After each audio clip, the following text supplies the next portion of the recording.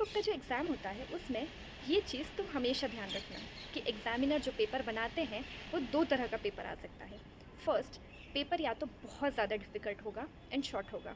It means difficult है तो तुम्हारे पास में ये सारी चीज़ें जो आज मैं वीडियो में डिस्कस करने वाली हूँ वो होनी चाहिए, तभी तुम्हारा पेपर क्लियर हो पाएगा। क्यों? क्योंकि पेपर तो शॉर्ट है लेकिन पेपर ट्रिकी है। तो ये चीज़ें फॉलो करनी होगी जो आज के वीडियो में हम डिस्कस करेंगे। सेकेंड तरह का पेपर जो होता है वो होता है जो पेपर बहुत ज़्यादा ईजी है बट वास्ट है, जिसको पॉसिबल नहीं है 3 घंटे में कवर करना। वो पेपर कवर करने के लिए भी तुम्हारे पास में ये टेक्निक्स जो मैं आज वीडियो में शेयर कर रही हूँ ये होनी चाहिए। इट मीन्स हम आज बात करेंगे दोनों तरह के क्वेश्चन पेपर की, वो जो कि शॉर्ट पेपर है लेकिन ट्रिकी है, एंड सेकेंड जो कि लॉन्ग पेपर है जो कि ईजी है। तो शुरू करते हैं आज की वीडियो। हेलो गाइस, कैसे हैं आप सब लोग? आई होप आप सब लोगों की प्रिपरेशन बहुत ज़्यादा अच्छी चल रही होगी। अभी 2-3 दिन से मैं एक्टिव नहीं थी चैनल पे, तो मुझे बहुत सारे बच्चों के पर्सनली मेल्स आ रहे थे, मैसेजेस रिसीव हो रहे थे कि आप ठीक तो हो, आपकी तबीयत तो ठीक है, आप एक्टिव क्यों नहीं हो and everything is fine and all. मुझे देखकर बहुत ज़्यादा खुशी हुई कि आप लोग इतने कम टाइम में मेरी इतनी प्यारी सी फैमिली जुड़ गई है मेरे साथ में, जो मेरी छोटी सी चीज़ से भी उन्हें कंसर्न है थोड़ा सा। I am so happy about it. Yes, मैं ठीक हूँ। 2-3 दिन से मेरे थोड़े हेल्थ इश्यूज़ थे इसलिए मैं एक्टिव नहीं थी चैनल पर, but yes I am back with the 15 days series जो हमने स्टार्ट करी थी इस एम के साथ कि यस हम लोग इस बार CS एग्ज़ाम ज़रूर क्रैक करेंगे। बहुत सारे बच्चे मुझसे पर्सनली जुड़े हुए हैं एंड मुझे कंटिन्यूस मेल्स रिसीव हो रहे हैं। अगर आप लोगों को थोड़ा भी कुछ भी डाउट है किसी भी चीज़ से रिलेटेड, सो आप मुझे मेल कर सकते हैं। I personally answer all your question and आप लोगों की मैं बहुत ज़्यादा हेल्प करूँगी एग्ज़ाम्स क्लियर करने में एंड यस इस बार CS बनने में। तो शुरू करते हैं आज की वीडियो के साथ में। सबसे पहले तो मैं ये बता दूं कि हर कोई बात कर रहा है कि किस सब्जेक्ट में कितने चैप्टर्स इंपॉर्टेंट है, किस तरह से पढ़ना है, किस तरह की आपकी ABC एनालिसिस होनी चाहिए, क्या ज़रूरी है क्या नहीं, कैसे एग्ज़ाम लिखनी, सारी चीज़ें। But no one is talking about open book exam. बच्चे लोग जो होते हैं उनमें सबसे ज़्यादा कंसर्न जो होता है वो ये रहता है कि हम मेजर पेपर्स जो है उन पे फोकस कर लें एंड ओपन बुक तो वैसे भी देख के लिखना है, उसमें कौन सी ज़्यादा डिफ़िकल्टी है। बढ़िया से बुक्स ले जाएंगे एंड बस बैठ के हम खोल के आंसर दे देंगे। आप अगर पिछले कुछ साल के एग्ज़ाम्स को एग्ज़ामिन करेंगे, जब से CSR सब्जेक्ट या जो भी ओपन बुक सब्जेक्ट आया है तब से आप लोगों को ये समझ आएगा कि सबसे ज़्यादा बच्चे जो फेल हो रहे हैं और जिनका ग्रुप रुक रहा है वो ओपन बुक सब्जेक्ट के कारण ही है। इतना तो इंस्टीट्यूट को भी पता है कि अगर उसने कोई सब्जेक्ट ऐसा दिया है जहाँ आपको एग्ज़ाम देख के लिखनी है तो डेफिनेटली वो पेपर सबसे ज़्यादा ट्रिकी पूछेंगे। आप लोगों की स्ट्रैटेजी ओपन बुक में बाकी सारी एग्ज़ाम से बहुत ज़्यादा अलग होनी चाहिए। मतलब आपको ऐसा करना है ओपन बुक को प्रिपेयर कि बाकी सब्जेक्ट्स एक तरह से आप प्रिपेयर करें हैं, ओपन बुक की स्ट्रैटेजी पूरी डिफरेंट चलनी चाहिए। बिकॉज ओपन बुक जो है वो बहुत क्रूशियल सब्जेक्ट है। ये सब्जेक्ट अगर निकाल लिया तो डेफिनेटली एग्जामिशन तक लेकर जाएगा और पूरा ग्रुप क्लियर करवाएगा, लेकिन इस सब्जेक्ट में अगर थोड़ा भी आप अटके तो आपका ग्रुप गया, ये समझ लो। इसीलिए ओपन बुक की स्ट्रैटेजी जो है वो इस तरह से होनी चाहिए आप लोगों की। पता है क्या होता है, अगर हमें कोई बोल दे कि आपको इस जगह इस रास्ते पे जाना है, ठीक है, अब हमारे दिमाग में क्या होगा कि हम इस रास्ते से जाएं, यहाँ इससे जाएं, इससे जाएं। वो डेस्टिनेशन तक पहुँचने के लिए हमारे पास में एक रोड मैप होना चाहिए। इट मीन्स अगर कोई हमें बोल दे कि इस डेस्टिनेशन पे पहुँचना है तो हमारे दिमाग में होना चाहिए कि हमें ये पाथ, ये रास्ता फॉलो करके उस जगह पे हम पहुँच पाएंगे। वैसा ही ओपन बुक में है। अगर कोई क्वेश्चन पूछा गया आपसे और अगर आप लोग वहाँ पे बुक खोल के ढूंढने जाओगे ना तो डेफिनेटली इस बार की एग्ज़ाम गई है आपकी। उसके लिए आप लोगों को क्या प्रिपेयर करना है, इंडेक्स। ये याद रखिए, बिना इंडेक्स के भूल के भी एग्ज़ाम देने मत चले जाना। अगर आपके पास इंडेक्स रेडी नहीं है ना तो मैं कह रही हूँ इस बार पेपर ही अटैम्प्ट मत करो, नेक्स्ट टाइम कर लेना। बट बिना इंडेक्स के तुम एग्ज़ाम में गए, इट मीन्स तुम इस बार फेल होने की तैयारी कर रहे हो और तुम इस बार पहले एग्ज़ाम लिखने से पहले ही तुम फेल हो अगर तुम्हारे पास इंडेक्स रेडी नहीं है तो प्रॉमिस करो मुझे कि बिना इंडेक्स प्रिपेयर करे तुम इस बार एग्ज़ाम्स लिखने नहीं जाने वाले हो ओपन बुक की।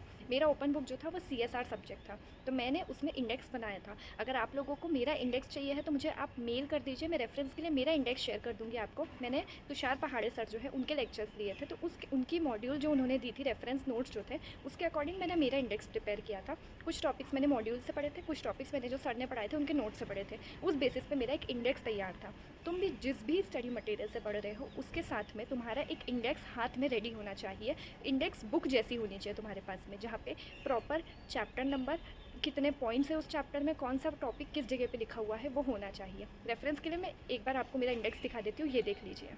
ये आप देख सकते हैं, ये है मेरे CSR के नोट। अब देखिए मैंने क्या किया है कि मैंने हर चैप्टर को यहाँ लिख लिया है कि इंट्रो फर्स्ट चैप्टर है, सेकंड चैप्टर CSR के बारे में है, थर्ड इम्प्लीमेंटिंग एजेंसी के बारे में है। मैंने प्रॉपर इंडेक्स जो बनाया उसमें मैंने यहाँ पे लिख लिया है कि कौन से चैप्टर किस पेज पे दिया हुआ है, ठीक है। ताकि अगर सपोज़ मुझे याद है कि ये वाला टॉपिक जो है थर्ड चैप्टर से है, तो मैं डायरेक्टली ये जो स्टिकी नोट है इसके थ्रू मैं डायरेक्ट थर्ड चैप्टर पर पहुँच सकती हूँ और यहाँ पर मुझे सारी चीज़ें मिल जाएंगी।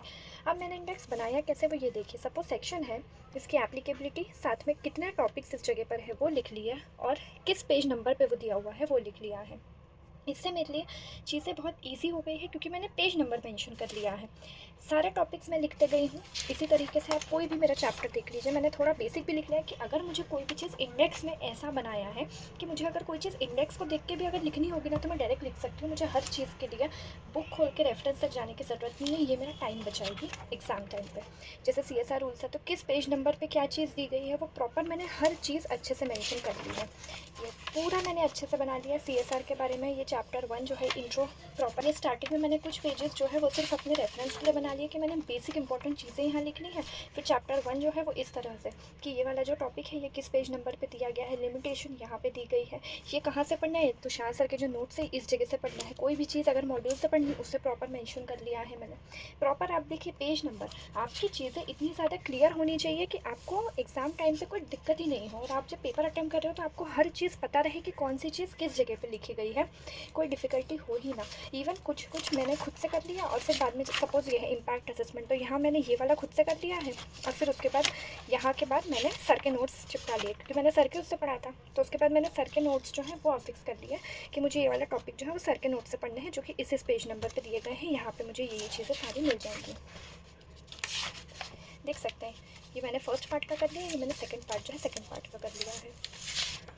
ये आप लोगों के लिए बहुत इजी हो जाएगा जब आप इसमें प्रॉपर्ली बता देंगे। मैंने लिखा है प्रॉपर कि ये मैंने SSC किस तरह से पढ़ा है, किस पेज नंबर पर कौन सी चीज़ है। प्रॉपर रेगुलेशंस मेंशन कर लिए कि एग्जाम टाइम पे मुझे डिफ़िकल्टी नहीं हो, मुझे रेगुलेशन सारे एटलीस्ट मैं हेडिंग डाल के रेगुलेशंस तो यहीं से लिख पाऊँ, मुझे बार बार कोई दिक्कत नहीं हो वहाँ पर। साथ में ये हो गया। एक चीज़ जो मैंने एक्स्ट्रा करी थी वो ये थी कि मैंने FAQs पढ़े थे, तो FAQs में जो क्वेश्चन थे वो भी मैंने देख लिया था कि अगर सपोज़ ये क्वेश्चन पूछा गया रिटेल इन्वेस्टर कहाँ इन्वेस्ट करते हैं, तो क्वेश्चन नंबर 14 पे मुझे जाना है। ये कहाँ पे आएगा, इंटरनेशनल एंटिटी जो है वो मुझे क्वेश्चन 23 में मिलेगा। FAQs में आंसर भी दिए थे, तो मैंने हर सब्जेक्ट का इस जगह पे मैं मेरा इंडेक्स बनाते जा रही थी और जो सेकंड पेज है वहाँ पे मैं अपने प्रॉपर सारे FAQs जो है वो लिखती जा रही थी। इसके थ्रू मेरी प्रिपरेशन जो थी वो अच्छे से भी हो गई थी, मुझे कोई डिफ़िकल्टी भी नहीं आई थी। यहाँ के थ्रू मैं प्रॉपर पहुँच जाती थी एंड सारी चीज़ें प्रॉपर हो गई थी। इसीलिए कोशिश करिए कि आप लोग भी अपने इंडेक्स इसी तरीके से बनाएं। अगर आप लोगों को चाहिए तो आप मुझे मेल कर दीजिएगा, मैं मेरा इंडेक्स रेफरेंस के लिए आप लोगों को सेंड कर दूँगी। इसके बेसिस पे आप अपने इंडेक्स जो है वो प्रिपेयर कर सकते हैं। इंडेक्स के बाद मैं एक और चीज़ आपको बता देती हूँ। ये है मेरे FAQs, जैसे कि NSC के FAQs जितने थे वो भी मैंने निकाल लिए थे, जो कि इंपॉर्टेंट थे मेरे लिए कि कौन कौन सी चीज़ें एग्जाम में पूछी जा सकती। मैंने कुछ भी नहीं छोड़ा था, मैं सच्ची बता रही हूँ। फर्स्ट टाइम मेरे से यही गलती हुई थी, सेकेंड टाइम में एक एक चीज़ पढ़ कर गई थी क्योंकि मैंने इसको टाइम भी प्रॉपर दिया था। मेरा जो बाइफर्केशन था, मेरा जो स्ट्रैटेजी थी वो मैंने थोड़ी डिफरेंट रखी थी, उसके कारण मेरी एग्जाम निकल पाई है। मैंने प्रॉपर लिख लिया है कि मुझे इस पॉइंट पर ये वाली चीज़ मिलेगी, इस पॉइंट पर हाईलाइट कर लिया कि मुझे यहाँ पर ये वाली चीज़ मिलेगी, और इसी बेसिस पे ये NSC के जो FAQs है इसी के बेसिस पे मैंने ये वाला जो मेरे हैं जो मैंने आपको बताया ये मैंने प्रिपेयर करे थे इस जगह पे।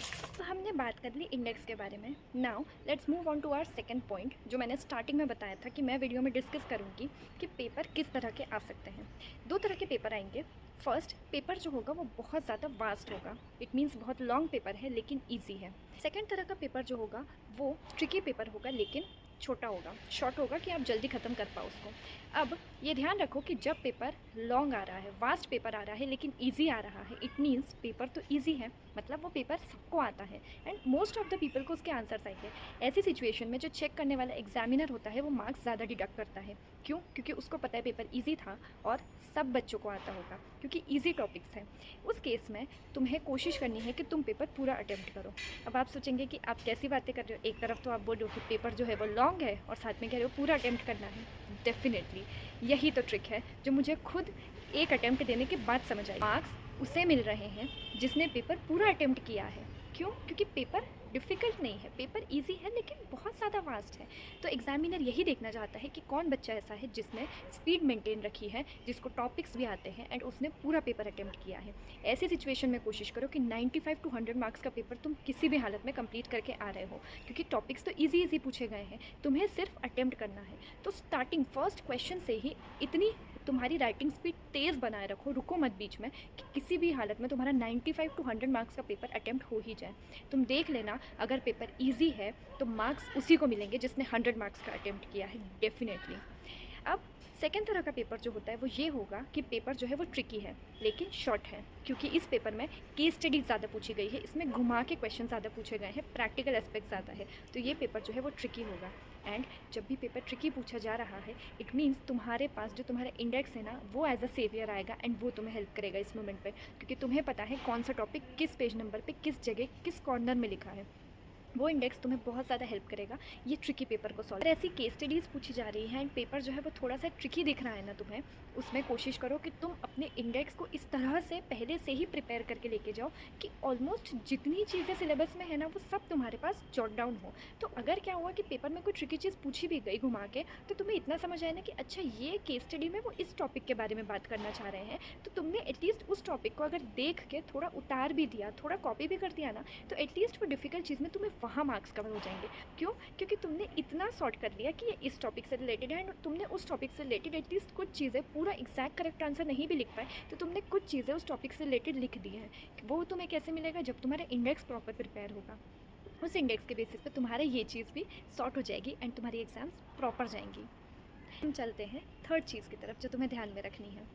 मैं जानती हूँ टाइम बहुत कम बचा है, लेकिन अगर तुमने ओपन बुक को अभी से पढ़ना स्टार्ट नहीं किया, अभी बिल्कुल भी नहीं देखा, अभी तुमने बहुत लाइटली ले लिया ना, तो एग्ज़ाम्स तो गए इस बार समझो।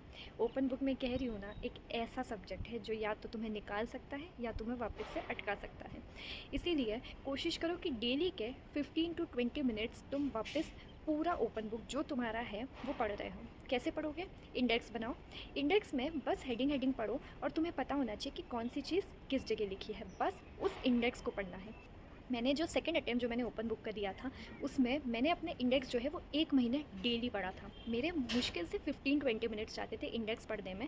एंड मैं कह रही हूँ ना, मैंने CSR सब्जेक्ट के लिए 2 टू 3 आवर्स एलोकेट करके रखे थे, क्योंकि मैंने लास्ट मंथ में इस सब्जेक्ट को उठाया था एंड पढ़ा था अच्छे से। लेकिन येस, इंडेक्स जो है वो डेली पढ़ती थी मैं। तो 15 टू 20 मिनट्स मैं बस खोलती थी एंड मैं देखती थी अच्छा ये टॉपिक इस पेज नंबर पर है, बस पेज नंबर खोलती थी और देख लेती थी अच्छा ये टॉपिक यहाँ दिया है, इंडेक्स देखा, ये टॉपिक इस पेज नंबर पर, ताकि मुझे पता है कि इंडेक्स में भी कौन सी चीज़ कहाँ है। अब तुमसे रैंडमली इतने सारे सिलेबस में से कोई एक क्वेश्चन उठा के पूछ लेंगे ना अगर, तो तुम्हें ये याद करने में टाइम लग जाएगा कि ये टॉपिक किस चैप्टर का है, कहाँ दिया होगा। एटलीस्ट अगर तुम्हें इंडेक्स याद होगा तो तुम्हें याद रहेगा अच्छा ये टॉपिक मैंने इस चैप्टर के इस इंडेक्स में यहाँ पे देखा था।